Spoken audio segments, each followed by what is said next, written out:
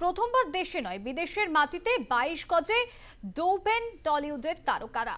এবার থাইল্যান্ডে আয়োজন করা হয়েছে 2025 আলটিমেট ক্রিকেট লিগ অর্থাৎ ইউসিএল এর। আগামী 30শে আগস্ট এই ম্যাচ অনুষ্ঠিত হবে। তার আগে এই ম্যাচের জার্সি লঞ্চ হলো দক্ষিণ কলকাতার এক হোটেলে।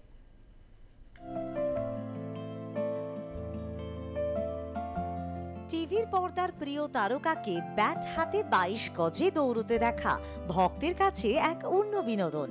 প্রতিবারের মতো এবারও বিনোদন জগতের তারকারা ক্রিকেট টুর্নামেন্টের আয়োজন করেছেন।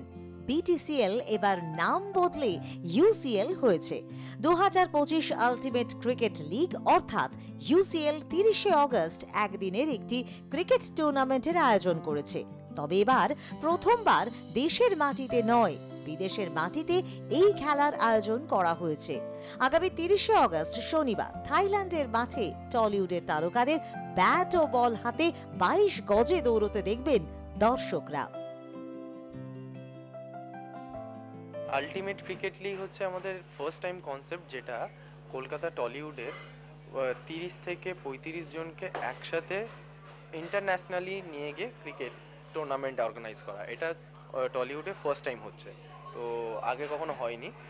আগে সব কলকাতার মধ্যেই যত যা বক্স ক্রিকেট, ইভেন আমিও করেছি বিটিসিএল, তো সেই বিটিসিএলটাই এখন আমরা UCL ultimate cricket league establishment করার জন্য ফার্স্ট সিজন আমরা স্টার্ট করেছি। বিদেশের মাটিতে খেলাধুলো, বিনোদন এবং বিশ্ব সংস্কৃতির এক অনন্য মিশ্রণ গড়ে উঠতে চলেছে এই ক্রিকেট প্রতিযোগিতার মাধ্যমে। সোমবার এই টুর্নামেন্টের জার্সি লঞ্চের অনুষ্ঠান ছিল দক্ষিণ কলকাতার এক হোটেলে। এই টুর্নামেন্ট নিয়ে খুবই এক্সাইটেড তারকারা। আমরা সবাই যারা ক্রিকেট খেলি সবাই ক্রিকেট খেলতে ভালোবাসি। ইনফ্যাক্ট আমাদের এরকমও হয় যে শুটিং এর পর রাত 10টার থেকে আমরা রাত 2টো অবধি, অনেক সময় ভোরবেলা অবধি ক্রিকেট খেলি। তো আর আমরা যারা সিসিএল খেলি, ক্রিকেটটা না আমাদের এই প্যাশনের মতন, তো ওটা ছাড়া থাকা যাবে না।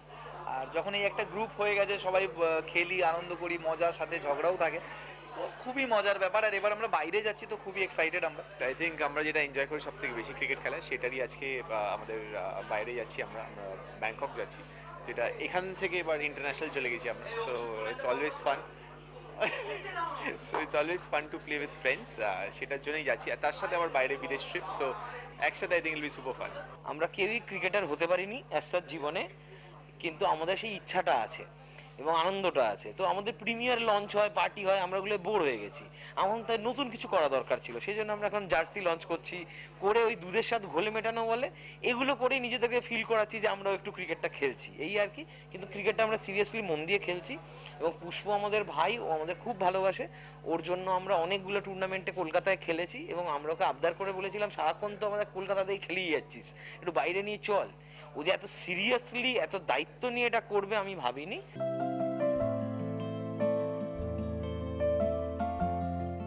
সোমবার শুধু জার্সি লঞ্চ নয়, এদিন 2025 আলটিমেট ক্রিকেট লিগের সঙ্গে জড়িত স্পন্সর, অংশীদার এবং সহযোগীদেরও সামনে আনা হয়, যারা এই ধরনের প্রথম আন্তর্জাতিক ক্রিকেট বিনোদন লিগ গঠনে গুরুত্বপূর্ণ ভূমিকা পালন করছেন। ক্যামেরাম্যান সুখেন্দু মান্নার সঙ্গে নাজিয়া রহমানের রিপোর্ট, আর প্লাস নিউজ, কলকাতা।